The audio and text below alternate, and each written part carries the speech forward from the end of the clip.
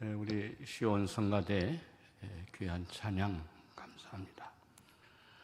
오늘 본문 3절의 말씀을 보면은 터가 무너지면 의인이 무엇을 하랴 그랬어요. 여기 이 터라고 하는 말은 시브리어로 사르라고 하는 말인데, 이 말은 견고한 것, 움직이지 않는 것, 또한 강건한 것, 이것을 의미합니다. 그런데 이러한 것들이 무너지면 의인이 무엇을 하랴? 이러한 것들이 무너지면 예수 믿는 사람들이 무엇을 해야 하랴 하는 겁니다. 저도 얼마 전에 터가 무너졌습니다. 설마 했던 건강이, 믿었던 건강의 터가 무너졌습니다. 내가 무엇을 해야 하겠는가? 내가 무엇을 할 수 있으랴 하는 거예요. 여러분, 이 질문은 다윗의 질문뿐만이 아니라 오늘 이 세대를 살아가는 우리들의 질문이기도 합니다. 믿었던 것들이, 지켜줄 줄로 알았던 것들이, 내가 의지했던 것들이,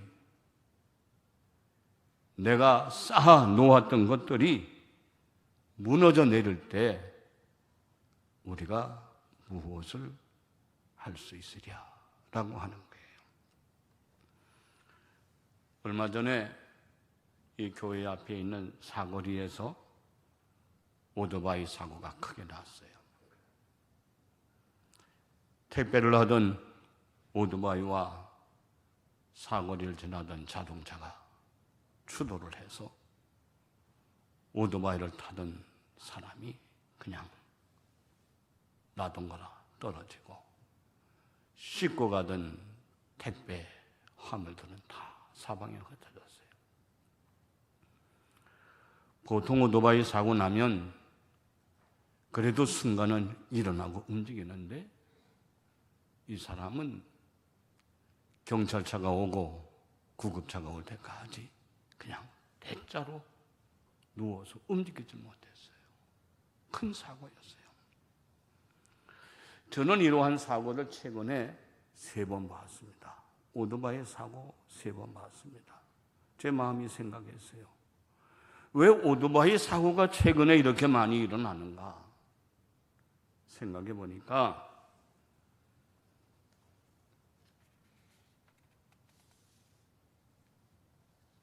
코로나19로 택배로 주문하는 사람들이 많아졌기 때문이다, 그 생각을 했고, 또 다른 하나는 직장에서 실업을 하고 취업을 하지 못하다 보니 쉬운 거 오토바이라도 배워가지고 택배라도 해서 먹고 살아야 되겠다 생각하고 오토바이를 배워 택배를 하다 보니 오토바이 타는 것이 서툴어요. 또 생각해 보니까 한 번이라도 더 많이 배달을 해야 수입이 생기고 늘어나다 보니 속도가 빨라요. 그래서 사고가 많이 나는구나 하는 생각을 가져봤어요. 지난 주간 신문을 보니까 대학생의 65%가 취포족이다라고 하는 기사가 크게 났어요. 대학생의 65%가 졸업을 하는데 취업을 포기한다는 거예요. 인생의 꿈을 안고 시작을 해야 될 젊은이들이 아예 취업할 생각을 하지 않는다는 거예요. 아무리 서류를 내어도 서류조차 통과를 하지 못하니까 아예 취업을 포기하는 사람들이 65%나 되어진다는 얘기. 실제로 10명 중에 한 사람만이 취직을 하고, 취직을 하는 사람들 가운데에 10%만이 그것도 정규직이다 하는 통계가 있어요. 젊은이들의 인생이 무너졌습니다. 이럴 때 무엇을 해야 될까?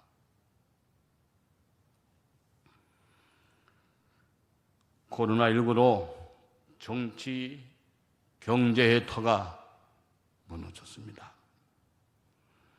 직장이 무너지고 사업이 무너지고 밤잠을 자지 않고 읽어놓았던 생업의 터전들이 무너졌어요. 취업이 무너지고 장래가 무너지고 미래가 무너지고 꿈이 무너졌어요. 이러한 때 우리가 무엇을 해야 하겠는가? 그래도 오늘 성경 본문 2절에 보면 이 시인은 자신을 가리켜서 마음이 바른 자라 그랬어요.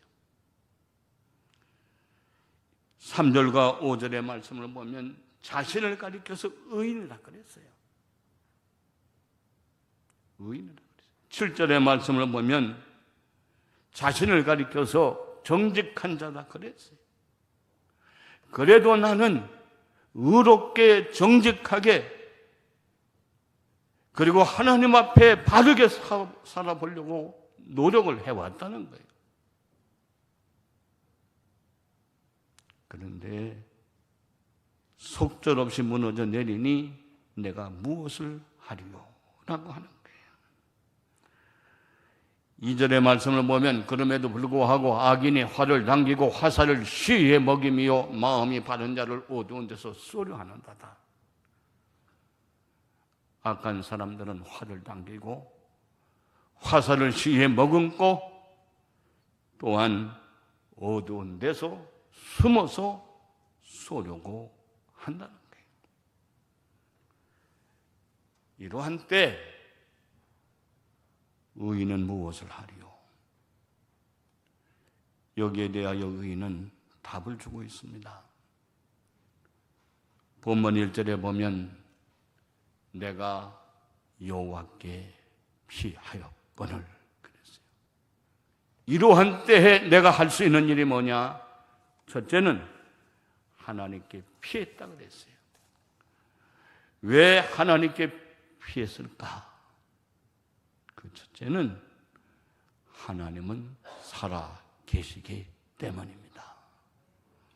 여기 오늘 본문 4절에 보니 여호와께서는 그의 성전에 계시고 여호와의 보좌는 하늘에 있음이요 그랬어요. 여호와께서 그의 성전에 계시니라고 하는 말은 하나님은 살아 계시다 그 말입니다. 하나님은 살아 계시기 때문에 내가 하나님께 피한다는 거예요. 그리고 여호와의 보좌는 하늘에 있으며 라고 하는 말은 살아계신 하나님은 절대적인 권세와 능력을 가지고 계신 분이시라고 하는 거예요. 하나님은 살아계시고 하나님은 절대적인 권세와 능력을 가지고 계시는 분이기 때문에 내가 하나님께 피한다는 거예요. 여러분, 이것이 매우 중요합니다. 우리가 힘들고 어렵고 지칠 때 교회를 떠나고 믿음을 떠나는 것이 아니라 더 하나님께로 가까이 나가야 되고 더 교회로 나와야 되는 이유는 하나님은 살아계시고 하나님은 성전 안에 계시기 때문인 줄로 믿으시기를 바랍니다. 여러분, 성도에게 있어서 제일 큰 복이 뭘까? 그것은 하나님 집에 거하는 복입니다. 시편 65편 4절에 주께서 택하시고 가까이 오게 하사 주의 뜰에 살게 하신 사람은 복이 있나이다. 우리가 주의 집 곧 주의 성전의 아름다움으로 만족하리이다 그랬어요. 여러분, 인생의 터가 무너질 때에 성도들이 피할 것은 하나님의 전임을 깨닫고 하나님께로 나아가는 여러분들이 되어 주시기를 바랍니다. 내가 하나님께로 나아가지 아니하면 어디로 가겠는가? 하나님께로 나아가지 아니하면 내가 숨을 곳이 어디에 있겠는가? 이 믿음을 가지고 하나님께로 나아오는 여러분들이 되어지시기를 주의 이름으로 축원합니다. 하나님만이 우리의 죄를 사하여 주시고 하나님만이 우리의 문제를 해결하여 주시고 하나님만이 우리의 기도를 들어주심을 기억하시기를 바랍니다. 하나님만이 우리에게 은혜를 베푸시고 하나님만이 우리에게 인생의 문제를 해결하여 주실 것을 기억하시기를 바랍니다. 내가 하나님을 떠나 어디로 가리요? 내가 주님을 떠나 피할 곳도 없고 숨을 곳도 없음을 깨닫고 인생의 터가 무너질 때에 하나님께로 나오는 여러분들 모두가 다 되어지시기를 주의 이름으로 축원합니다. 둘째로 하나님께로 나아가야 하는 이유가 뭘까?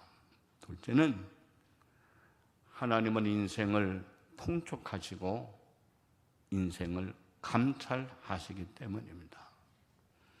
여기 오늘 본문 4절 하반절에 보니까 그의 눈이 인생을 통촉하시고 그의 안목이 그들을 감찰하시도다 그랬어요.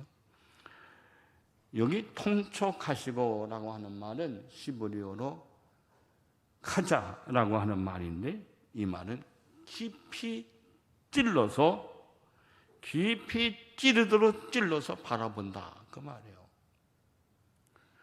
감찰한다 이 말은 빡친이라고 하는 말인데 이 말은 사물의 근저까지 사물의 깊은 곳까지 들여다본다 그 말입니다. 그러니까 하나님은 외과 의사들과 같아서 인생의 깊은 곳까지 째시고 그 안에 어떠한지 무엇을 해야 살렸는지 하나님은 바라보시는 하나님입니다. 외과 의사들이 아무나 아무 곳이나 째지 않잖아요. 아무렇게나 치료하지 않잖아요. 깊숙한 곳까지 찢어서 그 안에 어떠한지를 살펴보고 수술하고 꼬매고 치료하는 의사들 아닙니까? 하나님은 여러분의 인생을 이제는 통촉하시고 여러분의 인생을 감찰하시는 하나님이심을 기억하시기를 바랍니다. 여러분, 사람들이 우리를 아는 것 같아도 다 알지 못합니다. 이해한다고 해도 다 이해하지 못해요. 도와준다고 해도 완전하게 도와주지 못합니다. 그러나 하나님은 다 보고 계시고 하나님은 다 알고 계시고 하나님은 다 듣고 계시는 하나님이세요. 여러분, 우리의 인생의 터가 흔들리면 가까이 있던 사람들도 다 떠나갑니다. 무너지는 담 밑에 있으려고 하는 사람들 없습니다. 그래서 터가 무너지면 찾아갈 사람도 없고 만나줄 사람도 없고 들어줄 사람도 없습니다. 그런데 나를 알고 계시는 하나님, 나를 보고 계시는 하나님, 나를 듣고 계시는 하나님, 나를 깊이 살펴주시는 하나님, 나를 감찰하시고 통찰하시는 하나님이 계시다고 하는 거 얼마나 감사합니까? 그 하나님이 바로 여러분의 하나님 되심을 믿으시기를 바랍니다. 여러분들이 아는 그 가수 윤한기라고 하는 가수 기억하시죠? 윤복희 가수의 오빠. 윤한기 씨하고 윤복희 씨는 어렸을 때 일찍 부모를 여의고 청계천 다리 밑에서 거지로 살았어요. 남의 주는 음식을 어려서부터 얻어먹어야 살았어요. 그래도 부모로부터 물려받은 탤런트가 있어서 가수가 됐어요. 윤한기 씨가 가수가 되다 보니까 먹을 것, 잠잘 것 다 해결이 되고 돈도 벌고 이름도 얻게 되었어요.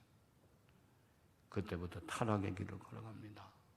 결혼을 해서 아이들을 낳았는데 아이들을 돌보지 않고 5년 동안이나 집 바깥에 나가서 연락 한 번 하지 않고 호텔에서 술을 먹고 방탕하고 세상 속에 갇혀 살았어요.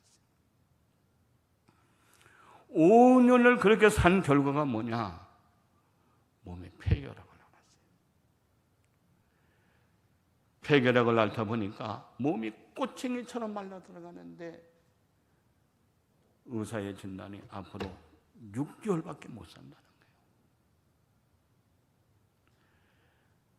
맨날 만나서 술 먹고 놀던 친구들이 폐결핵에 걸렸다고 하니까 폐결핵을 옮겨줄까 봐 한 명도 찾아오거나 연락을 안 하더라고요. 철저하게 인생에 혼자 된 뼈저린 고통 속에서 그 윤한기 씨가 마음에 그립고 마지막으로 연락한 게 뭐냐? 5년 동안이나 전화 한 번 하지 않았던 자기 부인에게 전화를 걸었어요.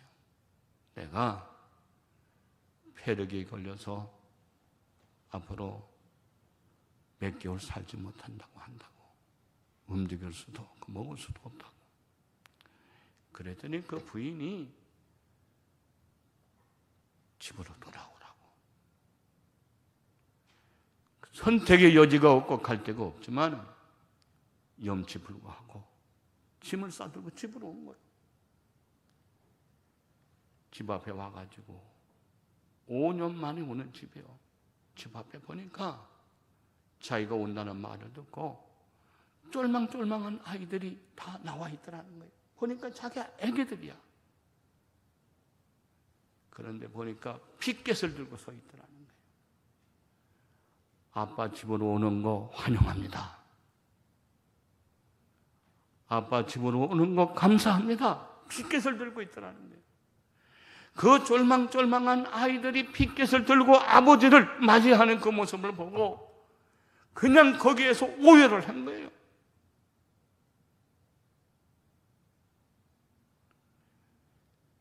집을 나간 남편을 위해서 윤한기 씨 부인은 날마다 새벽마다 하나님 앞에 기도했어요. 내 남편 돌아오게 해달라고. 하나님 믿게 해달라고. 그리고 윤한기 씨가 돌아와서 부인 돌봄으로 건강을 얻고 예수 믿고 나중에는 목사가 됐잖아요.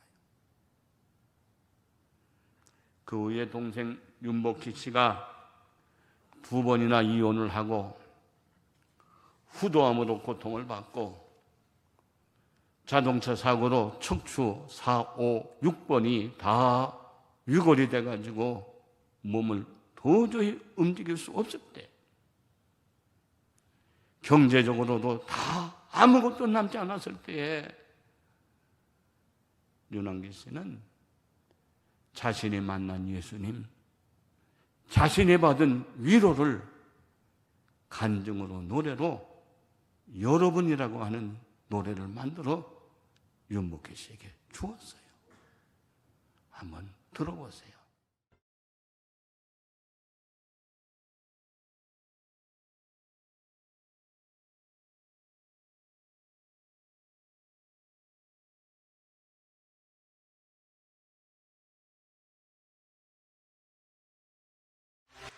여러분, 이 하나님이 바로 여러분의 하나님이심을 꼭 믿으시기를 바랍니다. 여러분이 외롭고 지치고 피곤하고 터가 무너지고 사람들이 떠나가도 통찰하시고 감찰하시고 찾아와 위로하여 주시고 붙잡아 주시는 우리 주님이 계심을 기억하고 주님의 전을 향하여 나오는 여러분들 모두가 다 되어주시기를 주의 이름으로 축원합니다. 세 번째로 하나님께 나아가야 할 이유가 뭘까? 그것은 하나님은 악인에게는 심판하시고 정직한 자에게는 얼굴을 보여주시는 하나님이시기 때문입니다. 여기 오늘 본문 6절, 7절에 보니까 악인에게 그물을 던지시리니 불과 유황과 태우는 바람이 그들의 잔에 소득이 되리로다. 여호와는 의로우사 의로운 일을 좋아하시나니 정직한 자는 그의 얼굴을 배우리로다. 그랬어요. 여기 악인에게는 그물을 내린다 하는 말은 이 말입니다. 악인에게는 비를 내리신다 그 말이에요. 비를. 그런데 이 비는 어떠한 비냐? 진노의 비입니다. 심판의 비입니다. 그래서 불과 유황을 태우는 바람이 그 비를 몰고 올 것이다 그 말이에요. 태우는 바람이다 라고 하는 말은 팔레스타인 남동쪽의 사막에서 불어오는 뜨거운 바람을 얘기합니다. 팔레스타인 남동쪽에서 4, 5월이 되어지게 되면 뜨거운 바람이 불어와요. 그래서 파랗게 피어있는 들꽃들도 뜨거운 바람에 다 태워집니다. 삭막한 사막이 됩니다. 이와 같이 악인에게는 심판을 하신다는 거예요. 그러나 의인은 하나님의 얼굴을 뵙게 된다는 것입니다. 하나님의 얼굴을 뵙는다고 하는 것은 하나님의 은총을 얘기합니다. 축복을 얘기합니다. 은혜를 얘기합니다. 승리를 얘기합니다. 하나님께 나아가는 자는 하나님께서 무너지는 가운데에서도 하나님의 얼굴을 배워 주신다는 거예요. 사랑하는 성도 여러분, 우리들의 인생 속에는 믿었던 것들이 무너질 때가 있습니다. 사라질 때도 있습니다. 그리고 떠날 때도 있습니다. 그러나 하나님께로 나아오시기를 바랍니다. 교회로 나아오시기를 바랍니다. 그러면 하나님은 얼굴을 보여주시고 마침내 승리하도록 인도하여 주신다는 겁니다. 여러분, 역사적으로 보면 중세시대의 성도들의 삶의 최고의 가치는 바지오데이라고 하는 말입니다. 바지오데이. 라틴어로 이 바지오데이라고 하는 말은 하나님의 얼굴을 본다는 거예요. 중세시대의 성도들에게 있어서 최고의 소망이 뭘까? 바지오데이. 하나님의 얼굴을 보는 거였어요. 구약에도 보면 다윗은 시편 17편 15절에 이렇게 고백합니다. 나는 의로운 중에 주의 얼굴을 배우리니 깰 때에 주의 형상으로 만족하리이다. 시편 139편 18절에도 내가 깰 때에도 여전히 주와 함께 있나이다.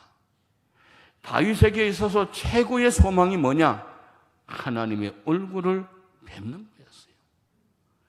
모세에게 있어서도 최고의 소망이 뭐냐? 그것은 민수기 6장 25절 26절에 보면 하나님의 얼굴을 보는 거예요. 여호와는 그의 얼굴을 내게 비추사 은혜 베푸시기를 원하며 여호와는 그 얼굴을 내게로 행하여 주사 평강 주시기를 원하노라 할지어다. 그랬어요. 사랑하는 성도 여러분, 주님의 얼굴을 사모하시기를 바랍니다. 하나님께 나아가는 자, 성소를 향하여 하나님을 찾는 자들에게는 하나님은 반드시 얼굴을 보여주신다는 거예요. 사랑하는 성도 여러분, 우리는 이 세상을 살아가며 절망을 경험할 때가 있습니다. 생업의 터가 무너지고 건강의 터가 무너지고 가정의 터가 무너질 때도 있어요. 신뢰의 터가 무너질 때도 있어요.